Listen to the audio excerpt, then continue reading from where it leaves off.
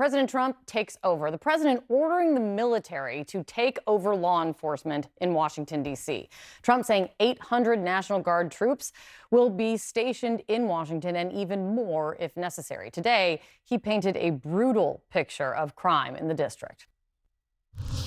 It's becoming a situation of complete and total lawlessness. They fight back until you knock the hell out of them, because it's the only language they understand. It's a disgusting thing. Keep that in mind, and then remember what the president said about January 6th, calling it, quote, very minor incidents. That's what he called the attack on the U.S. Capitol against law enforcement. At least 140 officers were injured. 5 officers died after the insurrection on the Capitol. And then the president pardoned his supporters. Now he's saying D.C. officers should, quote, fight back and knock the hell out of perpetrators. It's also worth noting that violent crime in Washington is actually falling dramatically. After a spike immediately following the pandemic, the violent crime rate in D.C. has been steadily going down ever since. Even one violent crime is too many, of course, but the rate is now at a 30-year low. So why Trump is claiming this is an emergency now? History. But we do know that the president has made a centerpiece of his presidency, and before that, his campaign, claims about violence in American cities, particularly Democratic ones. The murder rate in Democrat-run cities like Chicago, Baltimore, New York, so many others, is higher than in Afghanistan. You see the crime wave. Even without this, you see all in Democrat-run cities. Our country is now a cesspool of crime. Just months ago, Trump sent thousands of troops into Los Angeles to quell small immigration protests. That move is still being challenged in court. The governor of California said the troops were not necessary and instead were, quote, props in the federal government's propaganda machine.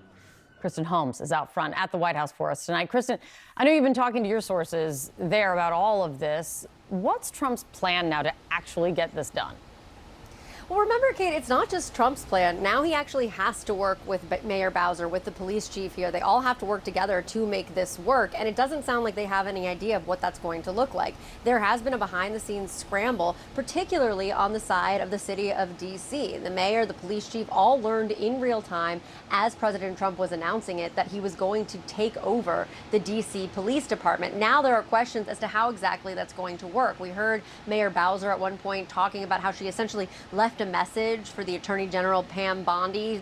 She was told that that's who is in charge of all of this. At one point, we know that President Trump said that both Pam Bondi was going to be in charge of the police, but also the new DEA administrator, who has just been named Terry Cole, is also going to be an interim head of the police. So right now they are sorting through all of this, and there's still a lot of questions. I mean, one thing that was so interesting was that there was some outreach from the White House to Bowser's team, telling them that they were going to deploy the National Guard, but they didn't tell them the full scope of what it was that they wanted to do. Now, President Trump had started this process on Thursday of last week, increasing federal law enforcement, and today was really the culmination of all of that. Now, there are other questions as to what this means going forward, not just for the city of D.C., but really across the country. You heard President Trump almost point blank saying that he was going to look at this as a model of something that he could do in potentially New York or Chicago. Now, of course, it's going to be a lot harder to do in cities like New York and Chicago. There is kind of a gray area when it comes to D.C., and you heard Bowser acknowledge that today. Because it's not a state,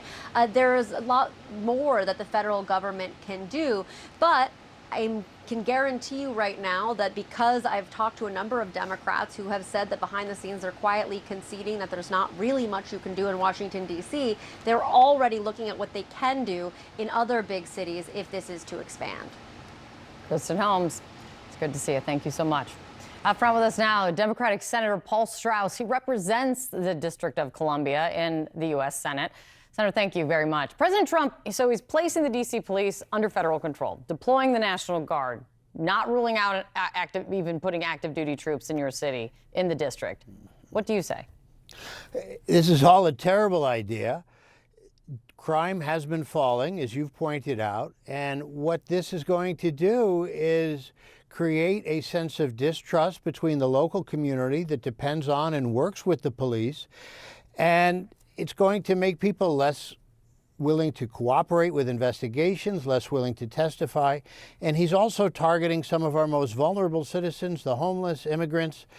We want these people to be able to come forward if they see evidence of a crime. So things have been going well. In fact, the only problem we've had has been in the federal government's area of crime. Right now, President Trump has the authority to appoint all the judges. He appoints the prosecutor, unlike in the 50 states. And we could have had a partnership where we were improving the federal role, but instead, he's sending troops into the streets to declare war on our own people. It's just disgraceful. So there's the data that we laid out, the crime stats, but there's also, when it comes especially to how you feel in your community, there's also perception. And a recent Washington Post poll found that 58% of D.C. residents think that the mayor is not doing a good job in reducing crime. Only 38% saying she's doing either an excellent or a good job. Also, there are bad numbers on how they felt she was doing when it came to homelessness.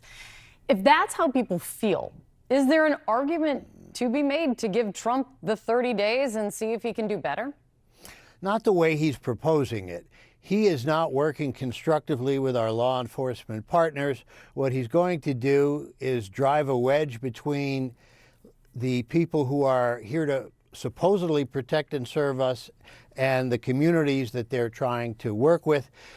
Crime has been coming down. Is it low where we want it? No. One crime is too many? Absolutely. And violent crime is particularly egregious. Nobody wants that. But it takes a cooperative spirit between a community and a police. We want cops to be cops, just as he said, but he's going to take National Guard soldiers, other federal troops. I have nothing but respect for the women and men who wear the uniform of our country. But they have important things to be doing instead of hanging around D.C. street corners that they don't know. They're not trained law enforcement professionals. And the problem is not that the police aren't making arrests. The problem is we have a high judicial vacancy rate, but that's the president's fault. He's the one who gets to appoint the judges. His last appointed attorney general fired 60 career prosecutors. We need them to be working to put the people who the police arrest and hold them accountable. This high vacancy on the federal side, it's what's causing the problems. It's not the D.C. police. They've been doing a good job. Could they do better? Of course. We always want to see crime come down more, but his plan is not going to make that happen. It's a way to blame Democrats for a problem that is not our fault. But Senator, then square it with this. The D.C. Police Union put out a statement saying that it supports the president's takeover, saying that it is necessary to address, quote, violent crime surges, historic officer shortages, and eroded morale. What's your response to that? One of the reasons right now that we have officer shortages is because the Republican-controlled House of Representatives has refused to pass the appropriations bill that would restore over $1 billion in funding to the D.C. police and to the D.C. local government. Literally, it was House Republicans that voted to defund police by withholding this money when, in fact, they accuse Democrats of trying to do that. That's not what we want to do. We want our police out there.